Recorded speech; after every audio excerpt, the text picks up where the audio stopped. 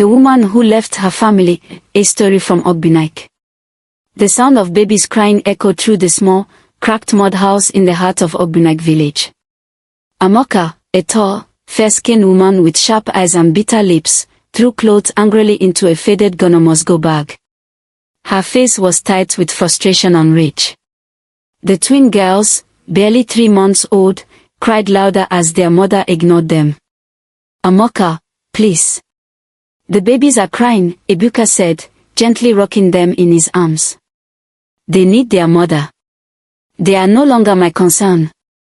Amaka snapped, zipping the bag in one harsh motion. "I didn't marry you to suffer, Ebuka. Since you lost your job, everything has become bitter in this house." Ebuka's voice trembled. "Please, even if you don't care about me, think of Chidinma and Chisom. They are our daughters." "I don't care," she shouted. "Do what you like with them.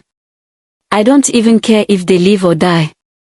With that, Amaka swung the bag over her shoulder, opened the wooden door, and stormed out into the morning light, slamming the door behind her with such force that dust fell from the ceiling. Ebuka stood still for a long time, holding the babies close. The cries softened slowly as he rocked them, but the pain in his heart only grew heavier. That night, Ebuka could not sleep. The twins whimpered, hungry and restless. He had no money, no food, and no one to call for help. His wife was gone. His mother was long dead. He had no siblings. He was alone. As the moonlight streamed through the torn curtain, Ebuka looked into the girl's innocent eyes.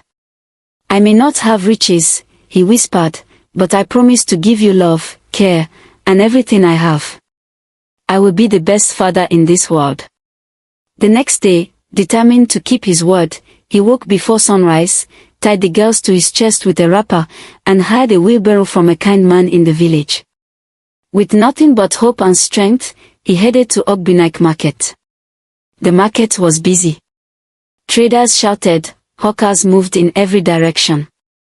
Ebuka began pushing loads for people, bags of yam, crates of tomatoes, sacks of rice. Many stared at him curiously. A man with babies on his chest doing such hard labor. "Enjoyment master," one loud woman hissed. "When you were enjoying with your wife, you didn't think of responsibility. Now suffer alone." Ebuka heard it. The word stung. But he said nothing. Then, an elderly woman with kind eyes approached. "My son," she said gently, "you're doing well. Take this for the babies." She pressed 500 naira into his palm. "I am Mama Ifeoma. Bring them to me tomorrow. Let me help." Grateful, Ebuka bowed slightly. "Thank you, Mama. Thank you." That night, he used the money to buy powdered milk and paracetamol syrup from the pharmacy. The pharmacist, touched by his story, gave him a discount. Days turned into months. Then years. Mama Ifeoma became a second mother to the girls. When Ebuka went out with his wheelbarrow, she cared for the twins like her own. Chidinma and Chisom grew into respectful, intelligent girls. Ebuka worked harder to send them to school. They didn't attend fancy private schools, but they had what they needed: books, shoes, love. At night, they read under a kerosene lamp. Ebuka, though tired, always smiled. His daughters were growing, and he was keeping his promise. At 18, the girls sat for WAEC and JAM. Chidinma scored 325. Chisom, 341. Both gained admission to study medicine at the University of Nigeria, Nsukka. They ran home shouting with joy. Ebuka laughed and lifted them into his arms. "Doctors. My daughters will become doctors." But later, when he was alone in his room, his smile faded. He had no money for their fees. Kneeling by his bed, Ebuka prayed, tears soaking the mat. "Lord, I have nothing, but you have everything. My girls have worked hard. Please help me.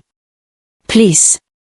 Unbeknownst to him, the girl stood quietly by the door, weeping. The next day, Chidinma and Chisom made a decision. They would defer admission, work, and support their father. They found a job at a small restaurant, where they greeted customers with smiles and served with dignity. Some men tried to tempt them with money and promises. They refused. One evening, after closing, Chidinma found a briefcase under a table. Inside were bundles of dollars and official-looking documents. They took it home and showed Ebuka. "You did well," he said. "Return it. The owner will come back." The next morning, a man in a black SUV stood outside the restaurant, visibly distressed. "Did anyone find a black briefcase?" he asked. "Yes, sir," Chisom replied. "Here." The man, Prince Ugo, was relieved. He thanked them and left. But by midday, he returned, with keys and documents. "You saved my family's business," he said. "This building is now yours. Use it for your restaurant." The girls wept.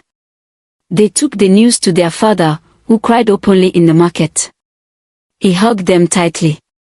"You have made me proud," he said. "God has remembered us." One day, a woman entered the restaurant, dusty and tired. "I need work," she said. "I can wash plates, mop the floor, anything." They offered her the dishwashing job. Days later, Ebuka visited. When he entered the kitchen, he froze. That face, it was Amaka. He walked back quietly and told the girls, "That woman is your mother." "What?" Chidinma whispered. "Yes. After she left, I burnt every picture." "You don't know her face." They confronted her. She wept bitterly. "I'm sorry. I was young and foolish. Please forgive me." Chidinma was cold. "You're not my mother. Mama Ifeoma is." Chisom held her sister. "Let's forgive her. At least give her a second chance." They did. They promoted her to matron. At first, Amaka was calm. But weeks later, she began shouting at staff and insulting customers. The warm atmosphere faded. The restaurant began losing customers. They called her in. "You're destroying what we built," Chidinma said. "You give everything to that lazy man, and nothing to me," she spat. "If you insult our father again, I will throw you out," Chidinma warned. They removed her from the restaurant but gave her a small shop near her home. Peace returned. The restaurant boomed. New branches opened in Enugu, Awka, and Onitsha. They were successful and happy. One evening, they sat with their father. "We found love," Chisom said. "We're getting married. But we don't want you to be alone." They introduced him to Madam Nneka, a kind widow with 2 children who worked in one of their branches. Ebuka agreed after reflection. On a beautiful Saturday morning, 3 weddings took place: Chidinma, Chisom, and Ebuka. Mama Ifeoma, dressed in regal lace, stood proudly. Ebuka smiled at his daughters. "You kept me alive. You gave me a reason to fight. Thank you." The journey had been painful, but in the end, love, honesty, and hard work triumphed. If you enjoyed the tale, if so, please like the video, share, comment, and don't forget to subscribe. Also turn on your notification to get more enchanted tales like this one. Goodbye.